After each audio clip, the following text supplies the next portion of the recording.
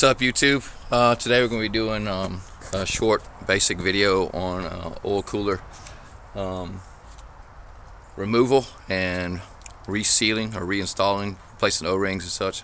I haven't seen anything on YouTube for this particular year model and make. It's a Isuzu 1990 Isuzu FTR cab over. So yeah, that's the beast right there. Yeah, 24 footer. Basically, there's a lot that has to come off in order to get the oil cooler off. This is the coolant passage and oil passage here. Oil passages, coolant passages.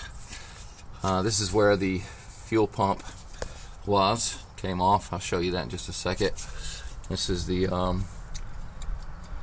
oil filter housing where it bolts up and the oil passes into the oil filter.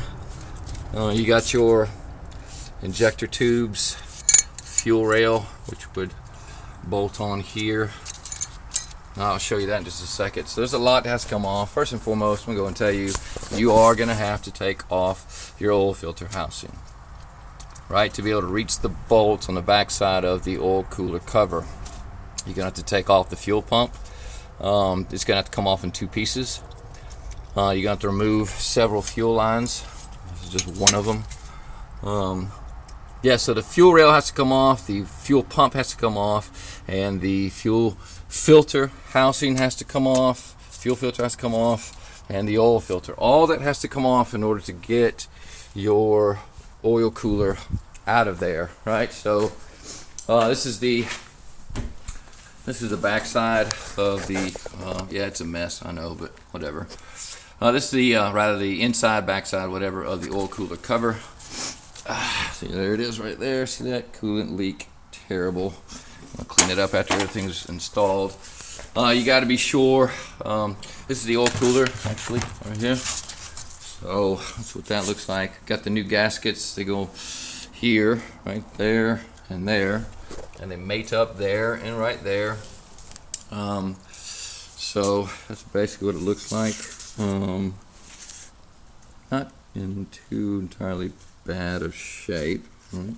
A bit dirty, but yeah, for the most part it seems to be doing what it's supposed to do. Be very careful with this, don't damage it.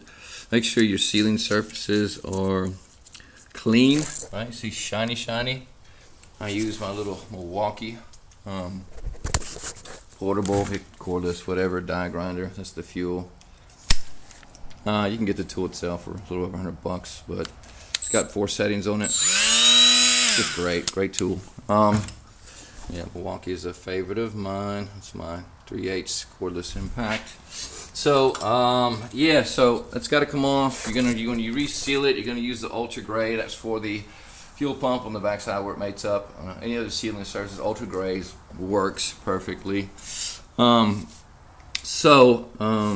Yeah, let me show you the fuel pump. This is a mess, but like I said, it's just me here at the house doing it by myself. Make sure that you do not lose your banjo bolts. Make sure you're very careful with your washers, gaskets, whatever you want to call them. You can pick them up at your local Isuzu dealer if you need new ones. This is the fuel rail, right? There it is. It's up like this. Up to the engine. It goes this way. Right, this is where your injector tube's made up to it. Okay, there's that. There's the fuel pump. It's actually where this is the part that mates up to the engine block. It's gear driven, of course. Look at that. Amazing, isn't it? So it's got to be cleaned off and resealed. Make sure you do a good job with it. Don't cut any corners. Clean it. Right, make sure it's clean. Yeah, this is fuel leak off. Oh man, it's so hard to find parts for this truck because they're all outdated. Yeah, I had to find an FTR that was basically being parted out. It's the other part of the fuel pump, front side. See all the sealing surfaces. Make sure you don't lose your bolts. Yeah, so all of that has to come off. There's your fuel filter over there. Some yoo-hoos. I don't know if you guys are fans of that fuel filter. That's got to go back on.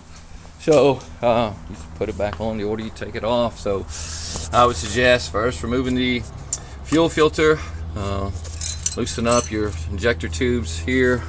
Loosen up your injector tubes, take the fuel rail out of there, set it aside, keep it clean. And you're going to want to take your oil filter housing off, and I'll show you when I get it done. Like, I'll try to upload video number 2, like maybe through the process.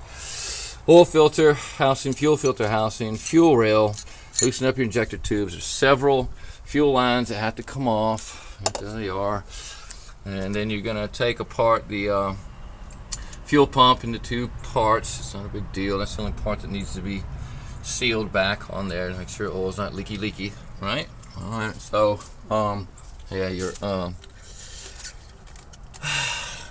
radiator hose goes up into the, but mates up to the oil cooler housing, whatever, cover.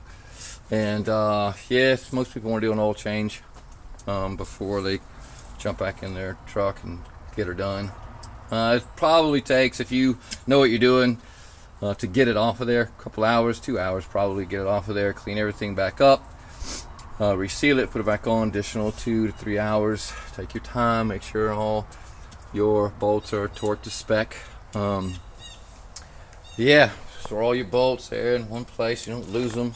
Yeah, yeah, I believe that's it. So I'm just didn't really do it step by step, but if you're mechanically inclined, you can figure it out from what I just said. All that has to come off. That's part 1. That's the part that mates up to the engine, transmission rather.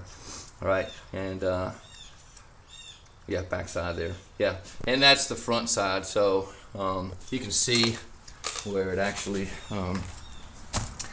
comes apart. So let me help you out here. That way. So it goes like this, like that. Move the yoo-hoos real quick just so everybody gets a decent idea how it all goes. Careful with these parts. They're very heavy too, so be careful with them. Yeah. So, yeah, and that, these 2 bolts right there, there and there, they're there. So just make sure you bolt those back in, bolt that up to it. That's how it goes, though, basically like that.